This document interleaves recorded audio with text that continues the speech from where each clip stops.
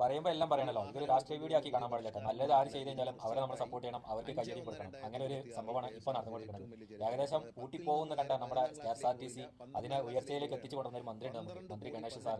ഈ വീഡിയോ അവർ കാണില്ല എന്നുള്ളത് എനിക്കറിയില്ല, പക്ഷെ പറയാനുള്ളത് നമ്മൾ പറയണല്ലോ.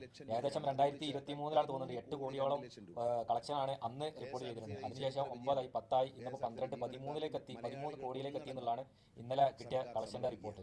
ആ ഒരു വീഡിയോ ആണ് ഈ വീഡിയോയിൽ മന്ത്രി സാർ പറയുന്നത്. ഞാൻ അധികം പറയുന്നില്ല, നല്ലത് ആര് ചെയ്ത് കഴിഞ്ഞാലും അവരെ നമ്മൾ സപ്പോർട്ട് ചെയ്യണം. ഇതൊക്കെ നമുക്ക് വേണ്ടിയിട്ടാണ് ചെയ്യുന്നത്, നമ്മളാണ് ഇത് ഉപയോഗിക്കാനുള്ളതും ഈ ഒരു സർവീസ് നമ്മളിലേക്കാണ് എത്തിച്ചിട്ടുള്ളതും അതിൻ്റെ എല്ലാ മേഖലയിലും പ്രവർത്തിച്ചിട്ട് അതിൻ്റെ തെറ്റുകുറ്റങ്ങൾ കണ്ടുപിടിച്ച ഒരു മന്ത്രി സാർ കൂടിയാണ് നമ്മുടെ മന്ത്രി ഗണേഷ് സാർ. അപ്പോൾ ഈ ഒരു വീഡിയോ ഒന്ന് കണ്ടോ കിട്ടാം. പുതിയ വാഹനങ്ങൾ കൊണ്ടുവന്ന് പുതിയ പരിഷ്കാരങ്ങൾ നടപ്പിലാക്കി. ഇതിൻ്റെ റിസൾട്ടായി 5/1/2026 KSRTCയുടെ ഏറ്റവും വലിയ ചരിത്രം. 10ൽ നിന്ന് നേരെ 11ാം ക്ലാസ്സിലേക്ക് പോയില്ല, 12ാം ക്ലാസ്സിലേക്ക് പോവുകയാണ്. 12 കോടി 18 ലക്ഷം രൂപ ടിക്കറ്റ് വരുമാനവും മറ്റു വരുമാനം ഏതാണ്ട് 84 ലക്ഷം രൂപയാണ്. അതുകൂടി ചേർത്താൽ 13 കോടി 2 ലക്ഷം രൂപ. KSRTCയുടെ ഈ ചരിത്ര വിജയം KSRTCയുടെ ജീവനക്കാർക്കും മലയാളികൾക്കൊന്നടങ്കം സർക്കാർ സമർപ്പിക്കുകയാണ്.